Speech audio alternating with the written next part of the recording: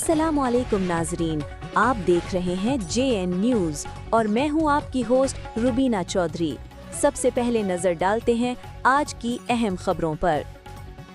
शेखुपुरा पाकिस्तान तरीके इंसाफ के जिलाई रहनुमा और साबिक कोऑर्डिनेटर म्यूनिसिपल कॉरपोरेशन शेखुपुरा हाजी गुलाम नबी विर्क ने कहा है कि जंग किसी मसले का हल नहीं, मसाइल का हल मुज़ाकरात ही से मुमकिन है।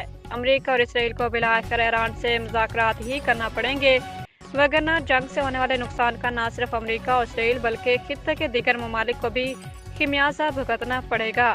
हम इंसानी हकूक़ के तहफ़्फ़ुज़ और पायदार अमन के ख्वाह हैं जो इसी काज की खातिर हमेशा आवाज़ बुलंद करते आए हैं। बानी PTI की जदोजहद ही का समर है कि आज अवाम अपनी सियासी और जमहूरी हकूक़ के लिए आवाज़ उठा रही है।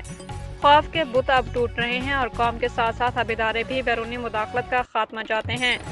बानी तरीके इंसाफ की अपनी 3 दहाइयों पर मुहित जमहूरी जदोजहद के जरिए अवाम को जगाया और इन्हें करप्ट सियासतदानों की लूट मार और मुल्क दुश्मनी से आगाह किया।